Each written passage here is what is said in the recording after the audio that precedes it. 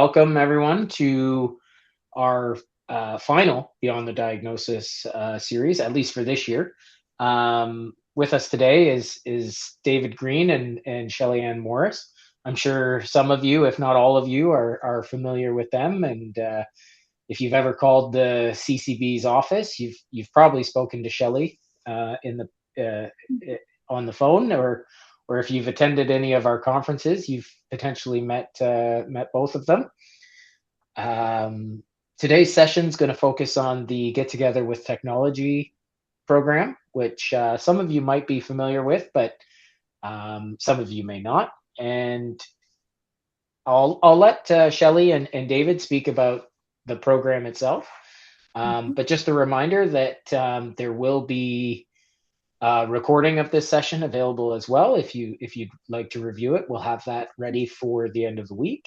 And I believe, without any further ado, Shelley and David, would you like us to sort of have this as more of a discussion, or would you like people to save questions until the end and we'll get to them in the last sort of half hour, 20 minutes? I think it's best if we do our little talk and hold questions to the end. Okay, sure. Yeah, that sounds great. So when it comes time for question period, you can either raise your hand and I'll allow you to speak directly to Shelley and David, or you can type your question in the Q&A section or in the chat. Either will work. And yeah, I'll turn it over to Shelley and David now. So the GTT is our acronym for Get Together with Technology. And if you go on our webpage, the Canadian Council of the Blind, ccb.national.net, ccbnational.net, I had too many dots in there. You would see the GTT is, so we're a training group under the larger banner of the Canadian Council of the Blind. So the whole series is beyond the diagnosis. So we work with people after they've been diagnosed being blind, and blind can mean total blindness where you have no light perception. You see absolutely nothing, or it could mean a visual acuity of 10% of your vision, basically, 20 over 200. So there's many ranges and conditions for blindness. So I'll be talking mainly about the totally blind, accessible technology for the totally blind, or ones that are not able to see print material or the screen at all. And Shelley Ann, although she's registered blind, legally blind, she has some usable vision, so I'll turn it over to her to talk about the Sure. some usable vision part. Go ahead, Shelley. Okay, sure. Well, as David said, the Get Together with Technology program works with a variety of people. And just like there's a variety of people, and, blindness and full sight is on a continuum, anywhere between darkness to some usable sight. Those of you who may be able to see me can see that I'm wearing a special pair of glasses. It's a modified pair of glasses that I wear. And it's called an Ocutech, and it allows me to use some of the vision that I actually do have. And what's remarkable about today's technology is it can be used by folks who don't use a screen at all, who absolutely have no ability to use a screen as such, except David's going to tell you how we do that, to people like me. I do have some vision. So what I do is I've customized my phone and my iPad to suit me. So that includes things like high contrast, dark mode, larger fonts, larger print. And what's great about this is a lot of these customizations are built right into your device. The thing is that a lot of people don't realize that they're right there because, you've never had to use them before. You've never had to look for them before. So why would you know? And it's always interesting to me when people will call CCB here, and I'm on reception, and people will say to me, "Oh, I've got this phone or I've got this iPad or whatever. It's completely useless to me now. It's only a piece of plastic. I can't, nothing tactile here." And very soon, GTT can help people to actually make use of that device once more. There is a learning curve for sure, but once you sort of take hold of that learning curve, it's surprising how quickly people will catch on to it. And, you know, the best thing about the GTT, I've always said that it's peer run and peer driven because it's people who are blind, low vision teaching other people who are blind, low vision how to use this technology. And those are going to be your best teachers because they're using the technology. Again, everybody's a little different. I will use my technology quite different from the way David uses it, but there's different things for different people. So I'll leave it there for now, and you know we can certainly talk more about that as the presentation goes on, and there'll be time for questions at the end. So my guide dog is laying at my feet here and he's dreaming and woofing. I don't know if the noise canceling is removing that or not. So if you hear a dog barking, you're all right. You're all right. It's my guide dog. So beyond the diagnosis, what an individual goes to their doctor, maybe an outpatient's clinic, and they're diagnosed soon on with an eye condition. You're going blind, and they're devastated. And stats show us that people are more afraid of going blind than they are dying or getting cancer. So to somebody that can see and told they're going blind, it's very devastating. And it's no respecter if it could be an academic that's well off or somebody that's a blue collar worker or children, any age, eye conditions can hit. So we'll just take an example of individuals from 45 to 65 because that seems to be the age range that we work with mostly, although the oldest client that we've worked with was 92 and the youngest was 15 that I remember of. So they're diagnosed with losing their vision and they come in and what are they going to do? They feel life is over because we use our eyes so much. So to be able to put an iPhone in their hand or a computer that they already have and show them how to use the device that they already own with software on the computer, screen reading software like JAWS, which stands for Job Access with Speech, NVDA, Non-Visual Desktop Access, or Narrator, which is built into Microsoft computers. And this software, whatever you would see on the screen, the print you would see on the screen, these screen readers will read to you. So down arrow will read line by line. And you could read by paragraph, read by word, read by character. So it's discouraging for the client to be diagnosed as being blind, for them to come to our office or even connect with them over the phone, because we work with people right across Canada, coast to coast. And within a couple sessions to be able to show them how to navigate their device and show them that they can text, they can do emails, they can search the internet, they can do banking online. It's very rewarding for us. And we quickly see individuals go from despair to hope pretty quick. So and there's, you know, they may, in a couple of sessions, they may gain some hope, but they certainly don't learn everything there is to learn in a couple hours.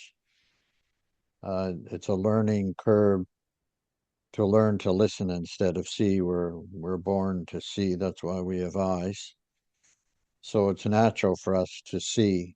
It's natural for us to breathe. And when we start taking in information through our ears and other senses than our eyes, it is a learning curve. It's like learning a new language. So we could pause here, Braden, for some questions, if there be any.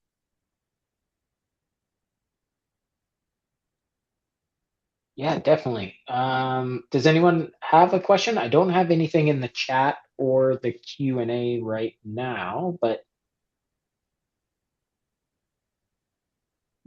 for anyone watching at home and looking for the GTT online, I did add the link in the webinar chat as well. So, if you don't have it bookmarked, feel free to do that. Oh, we have one person. Actually, we have two questions. So, David, you should be able to unmute now.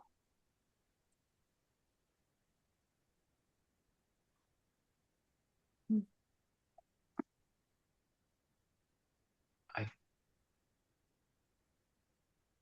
There's a David other than me because I'm unmuted, I guess. different David, I think. Yeah.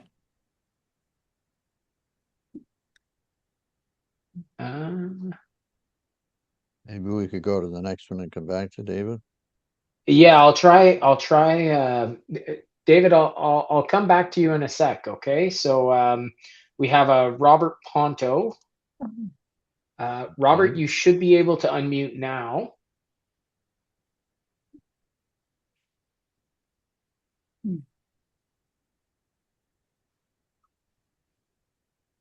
Hello? Oh, Hi, here's Robert. Robert.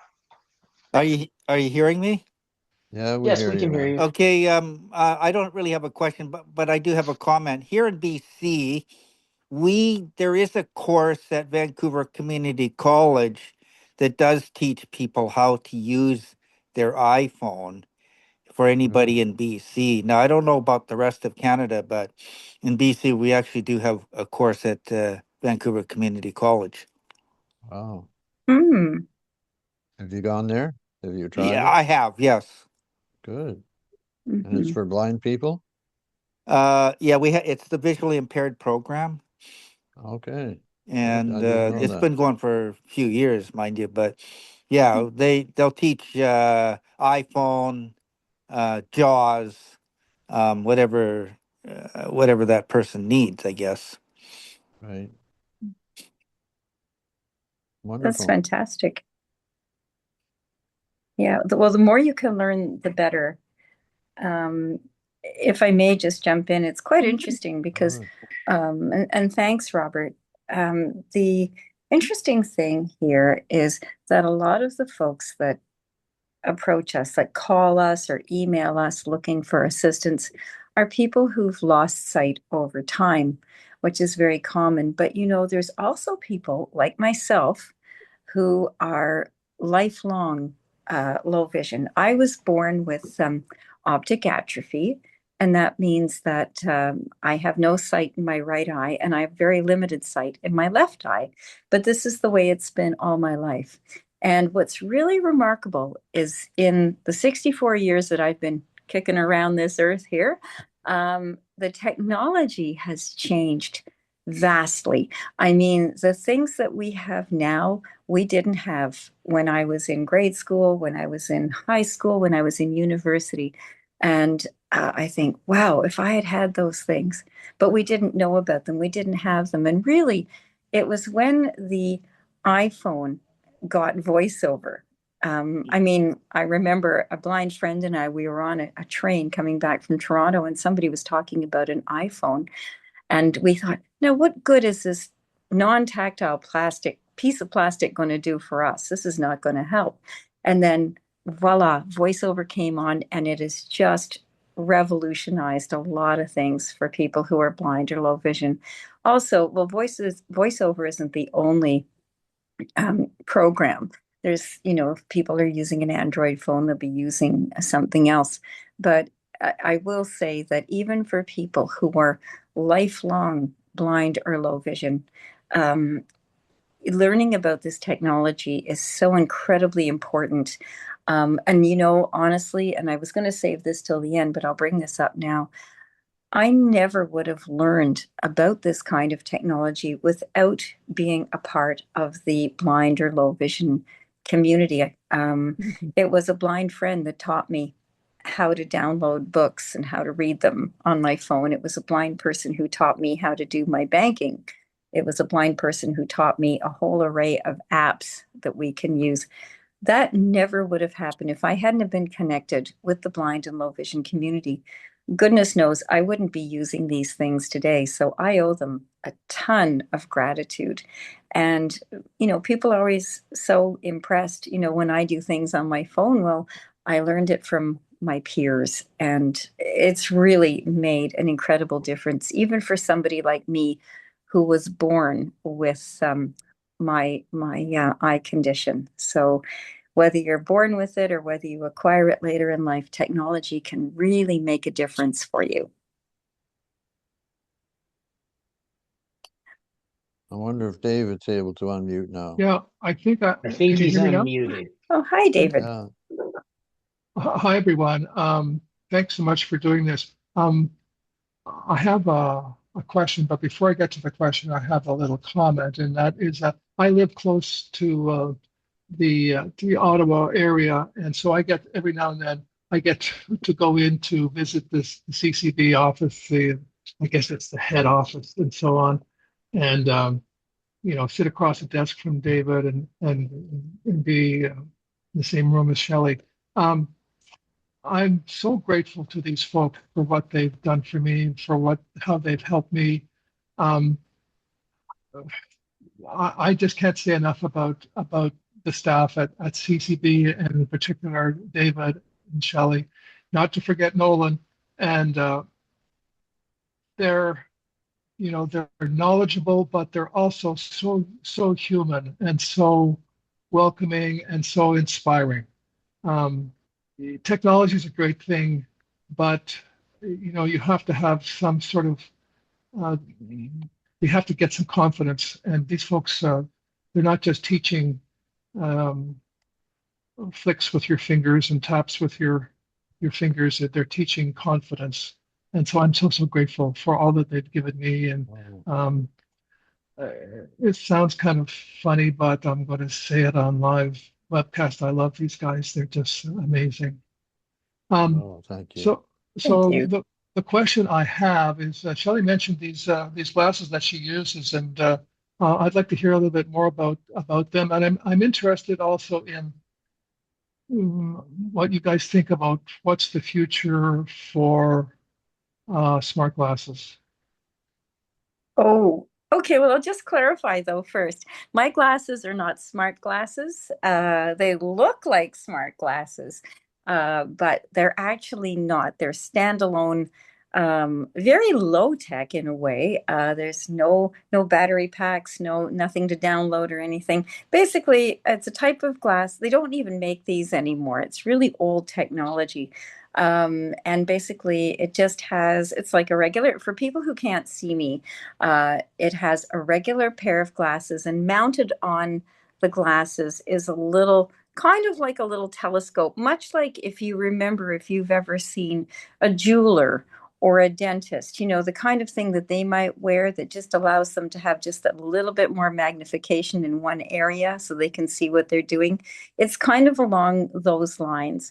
But with my OcuTech, it has a couple of settings. It has, so for reading and close work, there's a setting for that. But then I can also adjust it, and it has a setting for far away. So if I wanted to see something far away, like if I'm in a theater and I'm watching a play, I can see onto the stage. But if I'm using my computer here at work, I can set it for close as well. But it's just been, for me, this type of glasses, the OcuTech has really changed my life because it's, head mounted. I'm hands free with it. It really works well for people like me who have tunnel vision. I don't have a very wide field of vision, so my vision is pinpointed in one area. But besides the Occutech, I use a whole bunch of other things from my phone. I call my phone my Swiss Army knife. I have not got smart glasses yet, so I can't really talk about those. I know people who have them and they really like them, and we talk about them a lot here. So that's just kind of a quick and dirty description of my glasses. I hope that helps. Thank you. Yeah, you're welcome. I think to answer your other question there, the future of smart glasses. I mean, I don't know myself, but my guess and my feeling working with them, in the last 2 years, we've had what, two or three different versions come along, and I would say they're here to stay. My guess is that this time next year they may not be the same as they are now because technology is evolving so quickly. New apps and new features, and the fact that the sighted people, the sighted community are using smart glasses, as sunglasses and able to take pictures, and they're kind of a gadget for the sighted community, which brings the price down for us, which is a good thing. So my feeling is that they're here. They're anything that has something to do with the camera is a pretty big selling feature for the sighted community. The sighted community loves to take pictures and videos, and that's one thing you're able to do with these smart glasses while on the move. So that's my guess. Yeah, thanks. I have a lot of hope for this technology. I think you're right, David. It's going to improve and change rapidly, and I think there are some good things already there, but I think it's going to get better as well. Thank you very much. Yeah. Yeah, AI, artificial intelligence is a big thing now with the sighted and blind community. Camera is beneficial for us in that we use it for scanning print material to have it read back to us, but camera is a big selling feature with any new smartphone, and battery life. Like there are every device that comes out, those are the big things. How's the battery life? That's important to blind and sighted community. The camera is an artificial intelligence. How much can I ask it? What information can I get back? By just looking at it, though. So that's just the way now. I think it's here for a while. Thank you, David, and thank you, Robert, for your questions. We do have another question. This one from Leo Bissonette. I'm just going to allow him to speak. Leo, you should be able to unmute now if you'd like to ask your question. Audio core. Can you hear me? Yes. Yes, sir. Well, it's more the historical perspective on the GTT program. It's been a very important program for several years, and I'm glad that and David and Shelley Ann have been very key to it. I think what's so important is that for those who are coming to terms with sight and vision loss, having someone to give them ideas what's out there is key. Now, I bet you many people come back a second time. They've listened, but they're still struggling.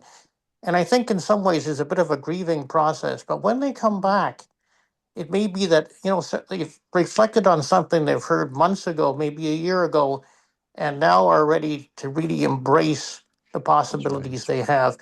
My final comment is to say that having attended David's sessions specifically last year, many great topics came out and opportunities to learn. So really, if you haven't taken advantage of what the GTT program is, I'd really urge you to consider taking advantage as David and Shelley Ann plan the next year. Thank you. Oh, thanks, Leo. Well, I know you've been involved for a long time, and historically, just going back, if people don't know, this program was actually started a long time ago in 2012.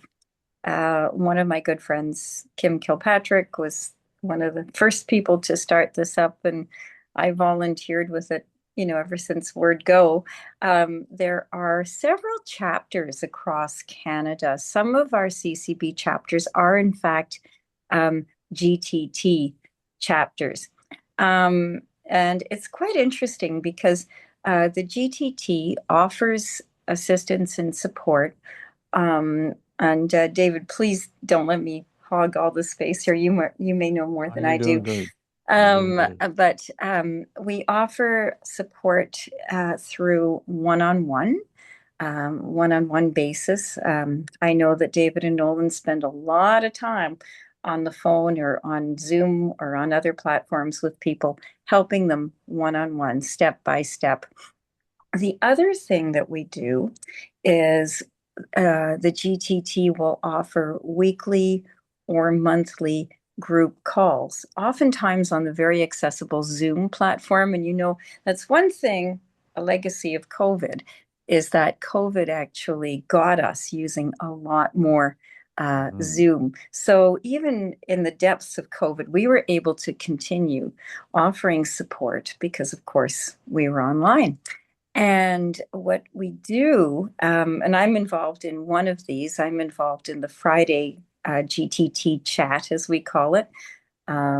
People come in on Zoom, literally from one end of the country to the next. And what's amazing here is on our GTT chats, and there's several of them, and a lot of them have different themes.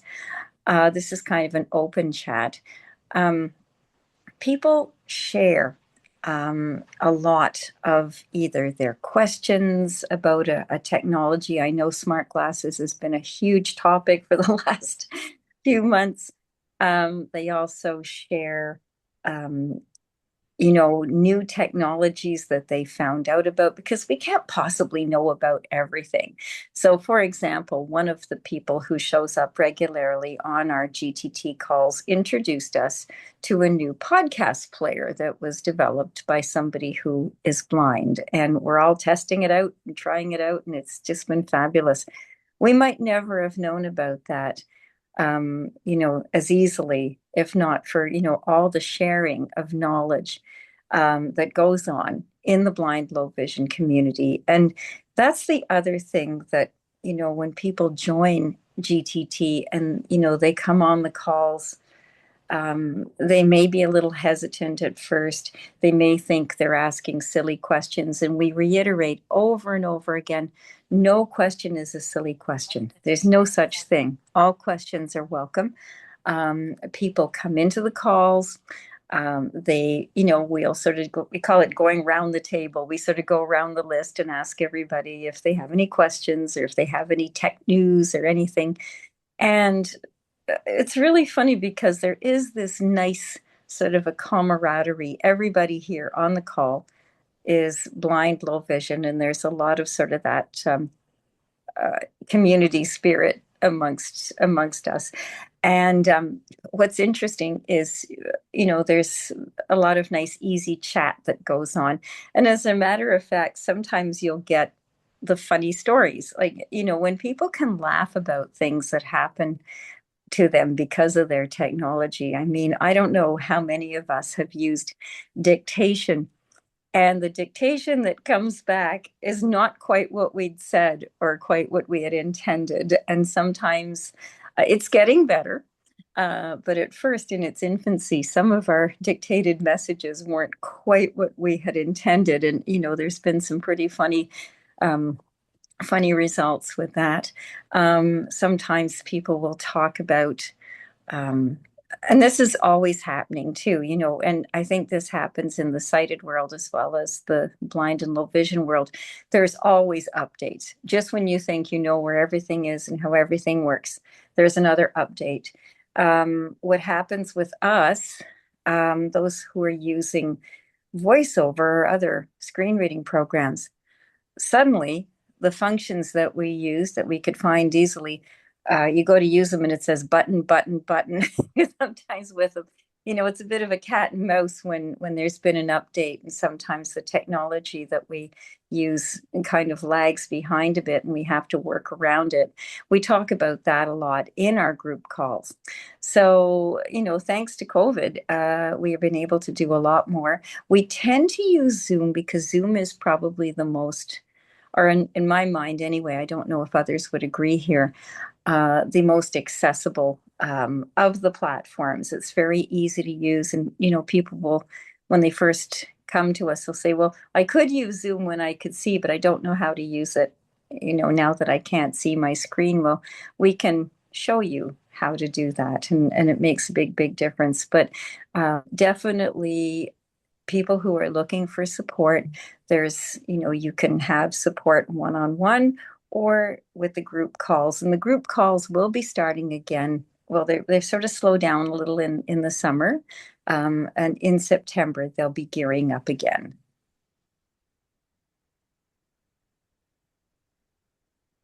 Thanks for your question, Leo. We do have a couple more questions that are just coming in. Let's see here. So Elaine has asked, I have a friend whose sight is seriously diminished, but her hearing is also bad. She is 92, has an iPhone and an iPad. Do you think that you could help her?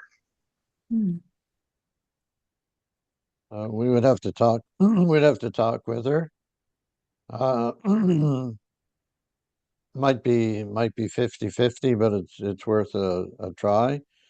If she has some usable vision, then people that are at the border line, like I call it, like a balancing, they have enough vision to use a little bit, but not enough to depend on. It's a real struggle. It's a real struggle for them because you find yourself telling them, you have to not look. Well, how do you not look? That's like telling somebody don't breathe. But you really have to not look and focus on what you hear. And that may be a bit more difficult for somebody that's 92 years because they've been looking a long time. But we've had our success rate is pretty high. If it's okay to toot our own horn a little bit, and it is a team thing. I mean, the client needs to put some sweat in the game and practice, but there's a lot of magnification features that Shelley was talking about. If she's using an iPad, I would guess that she's using that probably because there's more real estate there, more screen area, and it'd probably be easier for her to see. So maybe her working with Shelley with some screen magnification may help too. But yeah, call us if you wish, and that's why we're here. Excellent. And we have two questions from Yvonne. So her first question is, what is the GTT and how can we access it? So the GTT is a program under the Canadian Council of the Blind, so you can access it by going to the webpage CCB cat bus national NATIONAL .net NET.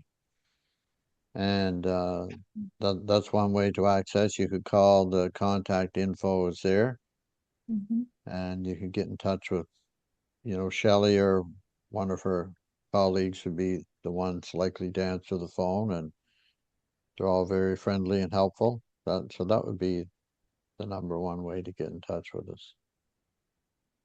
I've also just put the link in the chat again, just in case Yvonne entered after I had put it in the first time. Yvonne's second question is Shelley's Ocutech glasses still available? Tragically, it's not. It's kind of like Stephen Hawking's voice. It's really old technology and it's hard to maintain. Your eye doctor or your eye care professional may have something very similar. And if you're trying to describe it to people, the only way that I can describe it for you would be it's very similar to, as I'd mentioned earlier, what a jeweler might wear or what a dentist might wear, um, to really, pinpoint what you're looking at. It's along those lines. They're not making these anymore because they're kind of specialized. Like most people have a much wider field of vision than I do. I have about a 10%. I have 10 degrees of vision. I have a very small field of vision. And the Occutech only allows you to see out of a very small space. So that's why it works well for somebody like me with tunnel vision, but it may not work well with those who have more of a field of vision. And I only have the one eye, so I don't have to try to concentrate on two different eyes. This was actually prescribed to me by a low vision specialist at CNIB years ago.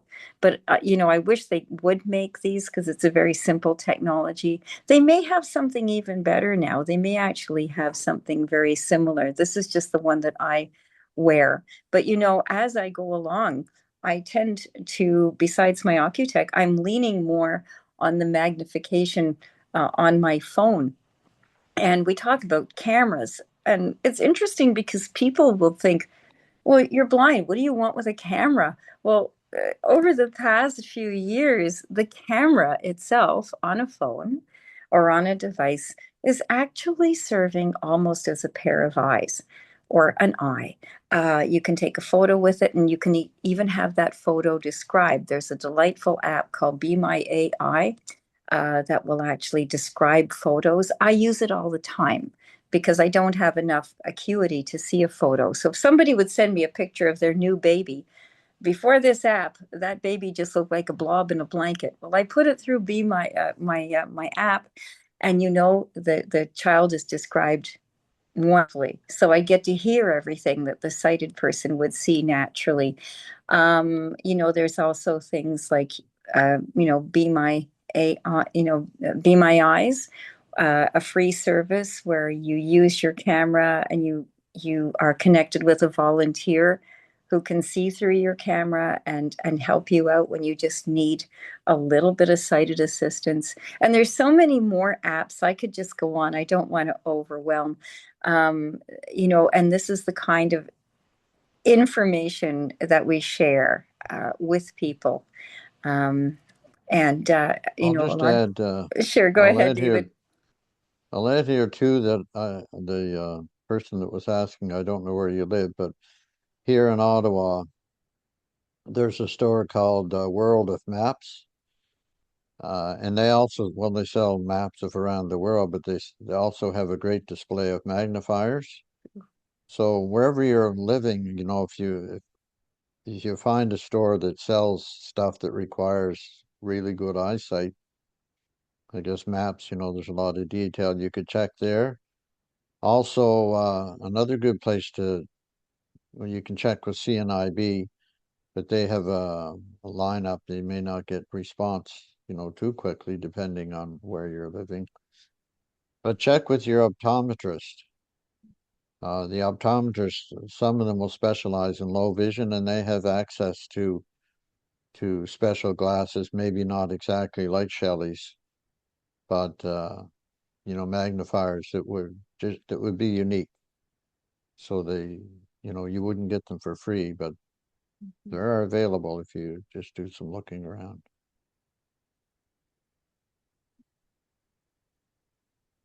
Any other Thank you, questions? Yvonne, for that question, or those questions, I should say. We have another one from Carla. Carla asks, does the GTT ever speak or do presentations at local CCB meetings, whether in person or Zoom? Our local chapter in the Comox Valley, BC, has had IT presentations from CNIB, but many of our local group often have additional technology questions and may not know much about the CCB GTT program. We'd love to. We do that. We do that. Yeah, we offer talks and trainings, and we're here. We're here to help the blind community. So anything we can do, and across Canada, especially over Zoom, like that's a thrill for us, because it's the thrill of it's not a thrill to see somebody in need, but needs do happen when you see somebody in need and you have something you can offer them that's going to change their life, and fairly quickly. It's a thrill. So yeah, we'd love to talk to your group if you wish.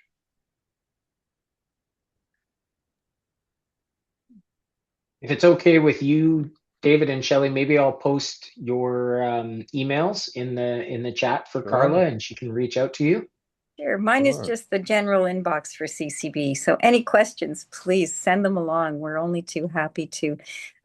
We actually have done presentations where we've gone out into the community. Not too many, but we actually have done them, and we've been part of like when we've gone into, we've done displays.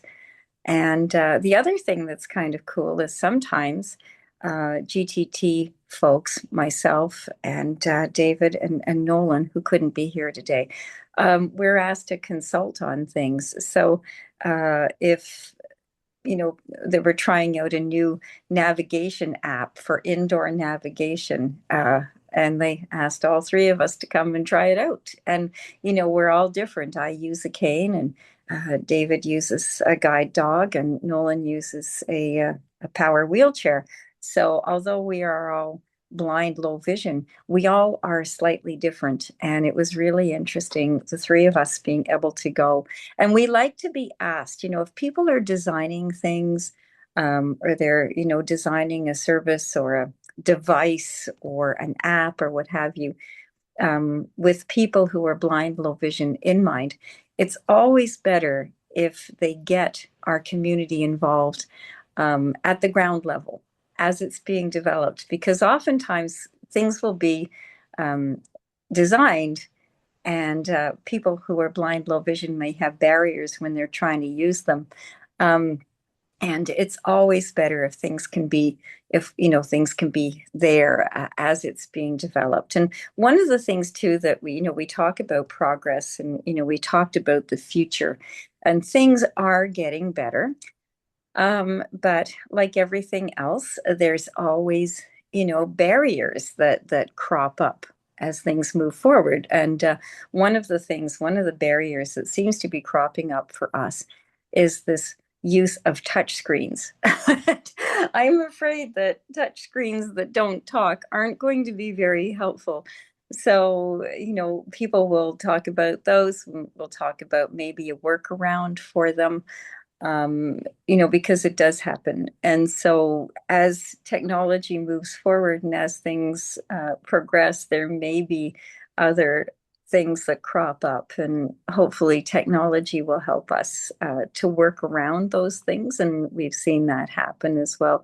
Again, the nice, beautiful thing about the GTT is that we share our knowledge very readily. Somebody learns something or somebody knows something, they're only too happy to share it with the rest of the community. And a technology that they're talking about, it may work for one person, but it may not work for another. So there's all different technologies as well. Some are screen reading, some are screen magnification, and so on. And hopefully we can help people when they come to us with their questions. Other thing, the price is right. There's no charge for any of our services. If you're losing vision and you come here, like I say, there's no charge. You're being trained by people that get it. Like, we're already blind.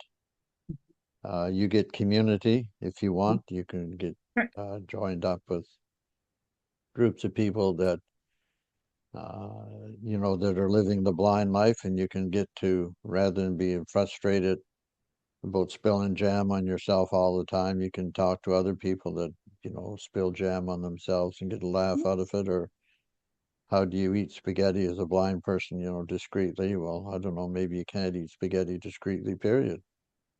The things that might be offensive. And when you get in a blind community, you can have a chuckle about it with each other and realize it's all right. I'm not the only one. Any more questions, Braden? So I've posted David and Shelley's email in the chat, as well as the CCB's toll-free phone number. I can also include that in the emailed copy of the recording of this session as well. But to answer your question, David, no. Right now, we don't have any Okay. any other questions, and no one else has their hand raised.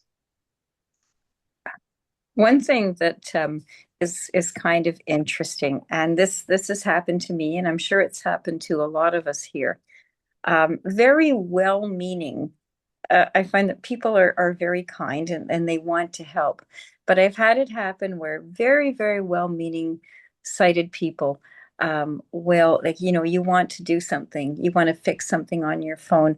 Well, they'll take your phone and do it for you, and then hand you your phone back, and you're like, how did you do that?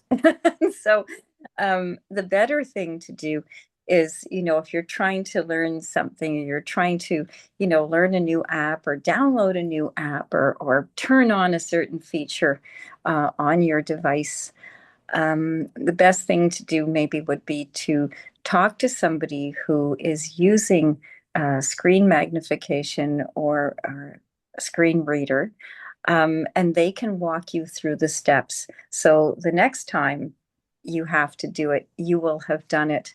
And I know with me, I'm always approaching David and Nolan with, how do I reset this password? Or how do I, learn how to use this website? Or how do I get around this CAPTCHA? And they will talk me through it and give me steps. And that makes all the difference in the world. We've had people come to the GTT and they really want to learn how to use VoiceOver. So what they'll do, they will put the screen curtain on so they can't look, and they'll practice with the screen curtain. And some people will find that really useful. We've seen people who've come to GTT and they've relearned how to do their banking. They've learned how to use things like WhatsApp so that they can communicate with their relatives in different countries. We've had people learn how to read a book. That's one thing people will say. Well, I used to enjoy reading. Now I can't read. Well, you can't read with sight. And it does take a bit of learning to, as David had said earlier, to learn reading with your ears and to get, acclimatized to that. But it can be done. And there are different ways to read once again. And we just find that, when people learn, and, some people will say, well, I don't know how to get around anymore. I don't know how to look up a bus schedule anymore. And, we're able to show them how to do that. Again, it does take a bit of patience and persistence. And, but we have, and even with me, it takes me a lot of persistence and patience to learn how to do a new thing. And I'm lifelong low vision. Um, but it can be done, and we just like to encourage people, anybody who is thinking about using technology or has now gotten a phone or is changing, their vision is changing and they're going to have to do things differently. We've had people come in and say, well, I have a little bit of sight now, but that will change. And so some people will start to prepare for the day when they're not able to read with their eyes or not able to use their technology with their eyes. And it really, really makes a difference if they can. I don't like to use the word embrace because that gets a lot of use, but if they can, glom onto the technology and learn it from folks who are already using it.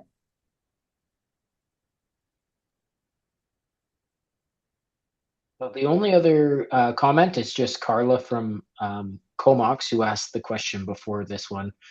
Just says, thank you, David and Shelley, and that she'll mention the GTT services to their local group in Comox, and they are always looking forward to ideas for presenters. So look forward to connecting with Carla. Yeah. Well, thank you. We're looking forward to hearing from you. Okay, well, it doesn't look like there's any more questions coming into the chat or any other hands raised. Does anyone, just last opportunity for a question or a comment?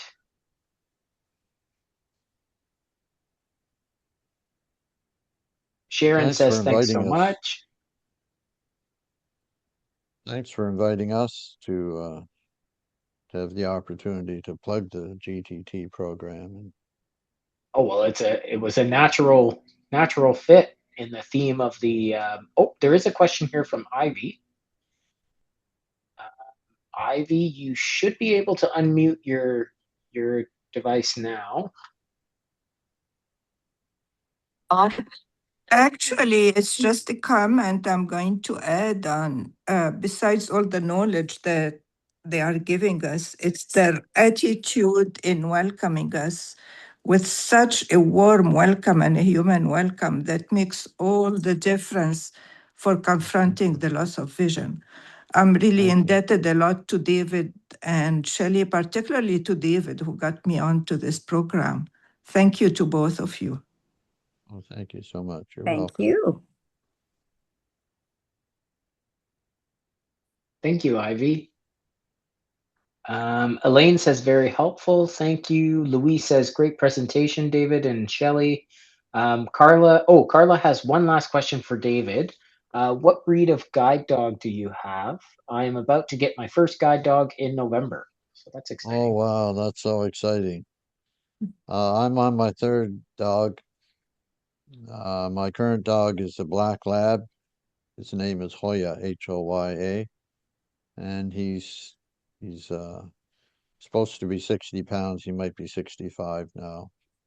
And I have had him just over, I guess, a year. It was a year in May since I graduated. The previous dog was a larger yellow lab, and the first one was a little black female. So I had two males and one female. And I'm pretty fortunate. They've all been amazing, different. Each one of them are different, but amazing workers. And yeah, it's good. Congratulations. I'm excited for you. We could easily go off on a guide dog tangent here. Maybe that's a subject for another Another- session. That's another webinar, yeah. We have another raised hand from David. David, you should be able to talk now.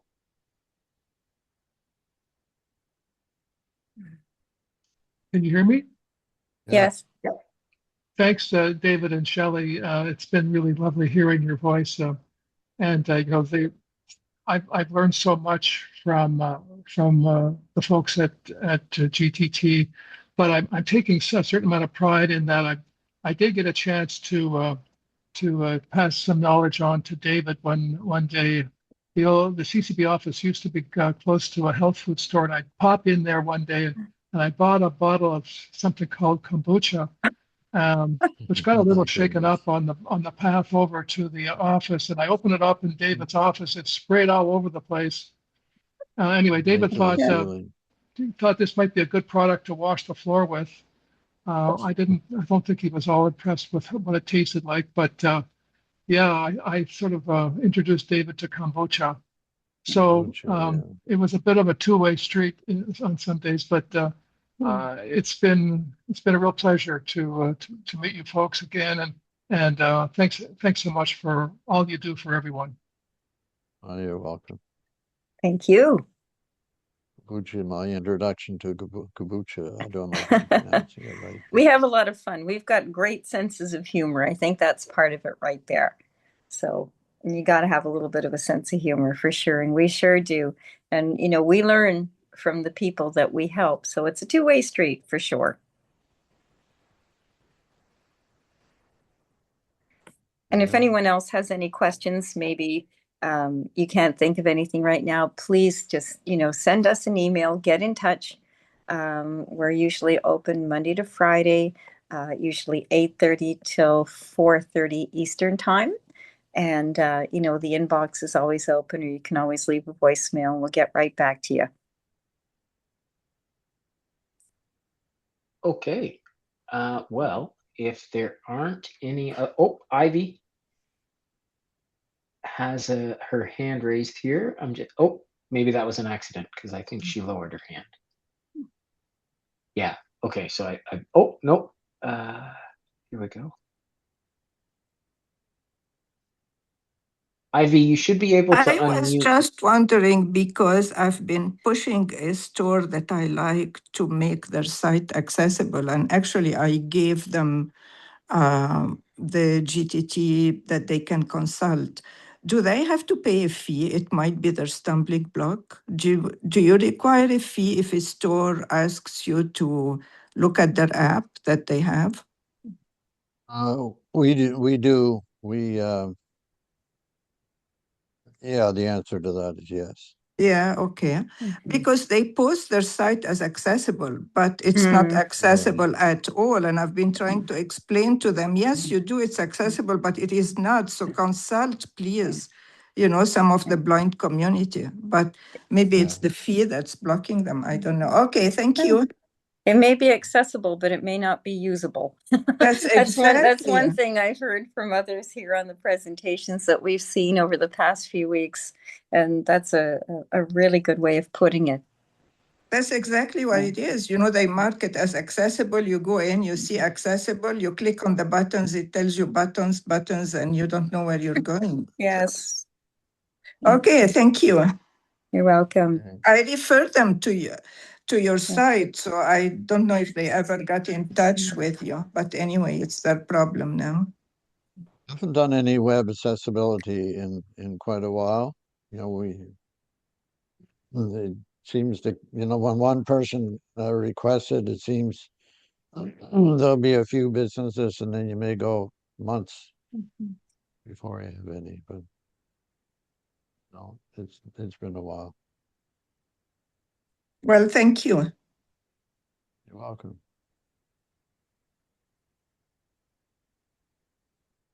Okay.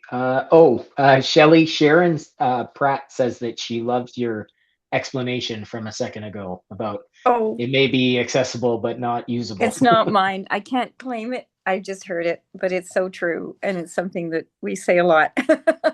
It's absolutely true. So thank you. Okay.